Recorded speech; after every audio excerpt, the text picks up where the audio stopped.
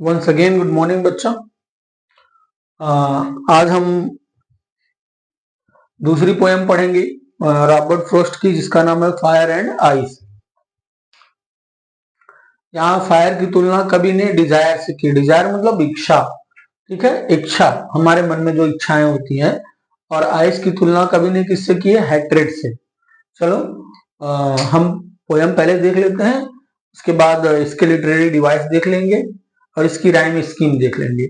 उसके बाद फिर सेंट्रल आइडिया हम आपको समझा देंगे। चलो पहले पोएम पढ़ते हैं। समसे मतलब कुछ लोग कहते हैं, द वर्ल्ड विल एंड, संसार खत्म हो जाएगा, इन फायर मतलब आग में। पोएट कह रहा है कि मुझसे कुछ लोग कहते हैं कि ये जो संसार खत्म होगा, किससे खत्म होगा? आग से। सम से इन आइस, और कुछ लोग कहते हैं कि ये संसार किससे खत्म होगा? बर्फ से। मैंने अभी आपको बताया ना, फायर का मतलब डिजायर और आइस का मतलब हेट्रेड। तो पोएट कह रहा है कि कुछ लोग मुझसे कह रहे हैं कि ये संसार किससे खत्म होगा? इच्छाओं से। कैसे खत्म होगा? चलो बेटा, आप देखो पुराने समय में हिस्ट्री उठा के देखो, या आज भी देखो, जितनी लड़ाइयां हो रही हैं सब इच्छाओं के लिए ही हो रही हैं। अगर एक राजा की इच्छा दूसरे राजा के राज्य पर कब्जा करने की ना होती तो लड़ाई क्यों होती हमारे इतिहास में? कभी नहीं होती। अंग्रेजों से हमने इतनी लड़ाई लड़ी और हमारे राजा आपस में लड़ रहे थे, किस लिए लड़ रहे थे? एक राजा दूसरे राज्य के राज्य पर कब्जा करना चाहता था, इसलिए लड़ाई हो रही थी। तो वही पोएट भी कह रहा है कि अगर ये इच्छा बढ़ती रही तो ये संसार फिर से समाप्त हो जाएगा। और वो समाप्त किससे होगा? फायर मतलब इच्छा से। इसलिए पोएट कह रहा है कुछ लोग मुझसे कह रहे हैं कि यह संसार आग से समाप्त होगा, अर्थात इच्छा से समाप्त होगा। और कुछ लोग कह रहे हैं कि घृणा से। घृणा भी क्या है? लड़ाई का बहुत बड़ा कारण है। आप बताओ, जैसे दो राजा आपस में लड़ रहे हैं, एक राजा कभी जो हार नहीं मानता था, उसकी कमजोरी बताने के लिए कोई ना कोई पहुंच जाता था ना। तो किस लिए करता था? घृणा के कारण ना। तो घृणा के कारण भी आप देखोगे बहुत लोग ऐसे होते हैं समाज में, एक दूसरे से झगड़ा करवा देते हैं। तो अगर घृणा के कारण, घृणा के वश में होकर भी लोग काम करते रहे तो क्या हो जाएगा? संसार समाप्त हो जाएगा। तो वही पोएट कह रहा है, कुछ लोग कह रहे हैं कि संसार आग से समाप्त होगा, अर्थात इच्छा से समाप्त होगा। और कुछ कह रहे हैं कि संसार बर्फ से समाप्त होगा, अर्थात घृणा से समाप्त होगा। फिर आगे कहता है, from what I have tested of desire. देखो अब फायर को डायरेक्ट यहां डिजायर बोल रहा है। कह रहे from what I have tested. Tested मतलब होता है स्वाद चखना, लेकिन यहां पर क्या है? जानना। कह रहा है जहां तक मैंने जाना है, किसको? इच्छा को। मतलब जहां तक मैं अपनी और दूसरों की इच्छाओं के बारे में जहां तक मैंने अध्ययन किया है, क्या कह रहा है? I hold with those. Hold मतलब पकड़ना, यहां पर है साथ होना। मैं उनके साथ हूं हु फेवर फायर, जो कहते हैं कि यह संसार फायर से खत्म होगा, अर्थात इच्छा से खत्म होगा। पोएट कह रहा है कि जहां तक मैंने इच्छा को जाना है, मैं उन्हीं लोगों के साथ रहूंगा जो ये कहते हैं कि संसार किससे खत्म होगा? इच्छाओं से खत्म होगा, अर्थात लोगों की इच्छाएं बढ़ती चली जाएंगी, अंत में लोग एक दूसरे से लड़ेंगे और ये संसार अपने आप खत्म हो जाएगा। वैसे भी आप जानते हो, इतने भी अणु बम परमाणु बम बनाए हैं सारे देश ने, अगर एक साथ सब गिरने लगे तो कहां कौन बचेगा? चारों तरफ आग ही आग होगी ना। इसलिए पोएट भी कह रहा है कि जहां तक मैंने इच्छा को जाना है, मैं इच्छा से खत्म होने वाले जिस तरफ है उसी की तरफ रहूंगा। फिर देखो अगले स्टैंजा में क्या कहता है, but if it had to perish twice. But मतलब लेकिन, इफ मतलब यदि, इट मतलब इसे, किसे? संसार को। हैड टू पेरिश, पेरिश मतलब होता है बर्बाद होना। यदि संसार को नष्ट होना पड़े, ट्वाइस मतलब दो बार, यदि संसार को दो बार नष्ट होना पड़े या संसार को दो बार बर्बाद करना हो, I think I know enough of hate. कह रहा आई थिंक, मैं समझता हूं, आई नो, मैं जानता भी हूं, क्या? एनफ मतलब पर्याप्त, ऑफ हेट मतलब घृणा के बारे में। पोएट कह रहा है मैं समझता हूं और मैं जानता हूं कि मैं घृणा के बारे में भी जानता हूं। टू से, यह कहने के लिए, that for destruction ice is also great. Destruction मतलब विनाश, आइस मतलब बर्फ, बर्फ से जो विनाश होता है वो भी क्या होता है? ऑल्सो ग्रेट, बहुत ज्यादा होता है। दूसरी लाइन को एक बार फिर से देखो, पोएट कह रहा है कि जहां तक मैं समझता हूं, जहां तक मैं जानता हूं, मैं पर्याप्त घृणा के बारे में जानता हूं और ये कहता हूं कि जो घृणा, आइस मतलब घृणा, घृणा से जो विनाश होता है वो भी बहुत ज्यादा होता है। और अंतिम लाइन में कहता है एंड वुड सफाइस, सफाइस का यहाँ पर सफिशिएंट का शॉर्ट फॉर्म सफाइस है, सफाइस का मतलब पर्याप्त, और वो जो डिस्ट्रक्शन होगा, जो विनाश होगा, वो क्या होगा, वुड सफाइस, वो पर्याप्त होगा किसके, संसार को खत्म करने के।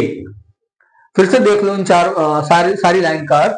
सम से the world will and in fire, कुछ लोग कहते हैं कि संसार आग से समाप्त हो जाएगा, मतलब घृणा से समाप्त हो जाएगा। सम से इन आइस, कुछ लोग कहते हैं कि ये संसार बर्फ में समाप्त हो जाएगा, अर्थात घृणा से समाप्त हो जाएगा।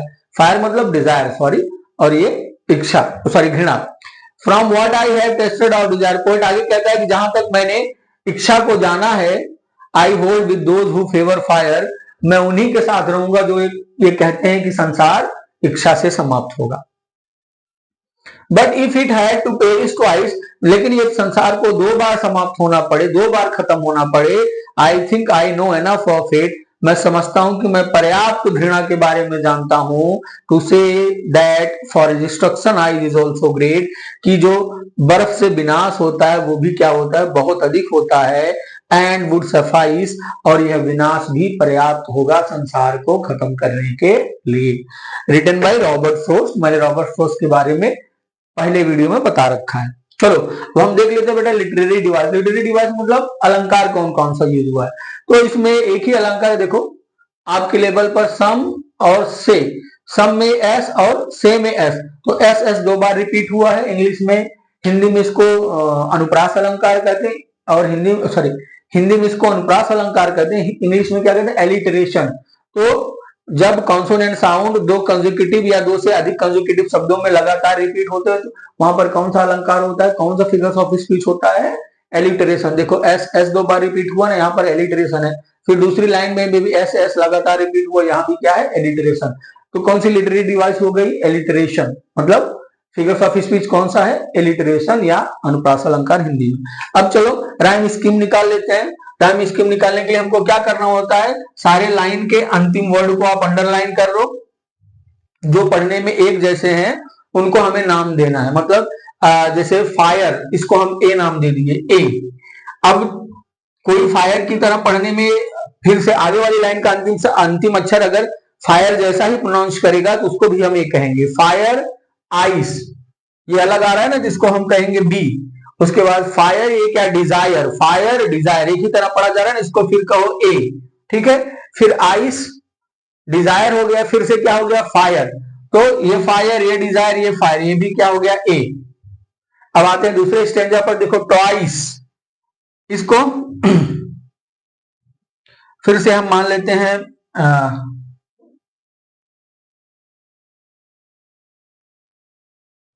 इसको हम सी मानते हैं, ठीक है। ट्वाइस, उसके बाद हेट, ये क्या हो गया, डी। उसके बाद ट्वाइस के बाद आइस, फिर से क्या हो गया, सी। उसके बाद हेट के बाद ग्रेट, ये भी क्या हो गया, डी। उसके बाद आइस की तरह ये पढ़ा जाएगा सफाइस, ये क्या हो गया, सी। अब चलो राइमिंग स्कीम लिख लेते हैं। ए बी ए, पहले स्टैंजा का क्या हो गया, ए बी ए, और दूसरे स्टैंजा का क्या हो गया, C D C, C D C हुआ, डी हुआ, फिर सी डी सी, ये हो गई राइमिंग स्कीम। ऐसे राइमिंग स्कीम आप निकाल लेना, ठीक है। किसी भी पोएम के वही लाइन का अंतिम अक्षर जो पढ़ने में एक जैसा, उसको बस अल्फाबेट के नाम से रख देंगे, और फिर जो वापस उसी पढ़ने जैसा होगा उसी अल्फाबेट का नाम देंगे, जो अलग होगा अलग अल्फाबेट का नाम देकर एक साथ ऐसे लिख लेंगे। ए बी ए, पहले स्टैंजा का हो गया, दूसरे का सी डी सी, ये हो गया दूसरे स्टैंजा का। अब देख लो सेंट्रल आइडिया क्या है। The poet compares fire with desire and ice with hatred, जो कवि है वो आग को घृणा से तुलना करता है और बर्फ को, आग की तुलना इच्छा से करता है और बर्फ की तुलना घृणा से करता है। Both of these qualities of humans have destructive power, और मनुष्य की ये दोनों क्वालिटीज जो है वो विनाशक शक्ति रखती हैं। अभी मैंने आपको बताया विनाश किस लिए होता है। Both of these qualities are growing very fast, और ये क्वालिटीज बहुत तेजी से लोगों के अंदर बढ़ रही हैं, बिल्कुल बढ़ रही हैं, आप तमाम घटनाएं देख ही रहे हो इन ह्यूमंस मतलब मनुष्यों में। If we don't stop them from growing, यदि हम इन्हें बढ़ने से नहीं रोकते हैं, ऑल वर्ल्ड विल रूइन, सारा संसार बर्बाद हो जाएगा, बाई दीज ट्रेड्स मतलब इन गुणों से, ट्रेड्स मतलब गुणों से। सो इसलिए we must control our desire and hatred, हमें अपनी इच्छाओं और अपनी घृणा पर नियंत्रण रखना चाहिए, and love our fellow beings, और हमें अपने दोस्तों से या साथियों से क्या करना चाहिए, प्रेम करना चाहिए। तो ये था बेटा सेंट्रल आइडिया, ये थी पोयम। और बेटा इससे पहले वाली जो पोयम मैंने आपको पढ़ाया था उसकी राइमिंग स्कीम मैं आपको नहीं बता पाया था, तो इसी तरह से आप उसकी भी राइमिंग स्कीम निकाल लेना। अगर नहीं आती है तो आप कमेंट कर देना, मैं आपको निकाल के बता दूंगा। ठीक है बेटा, थैंक यू वेरी मच।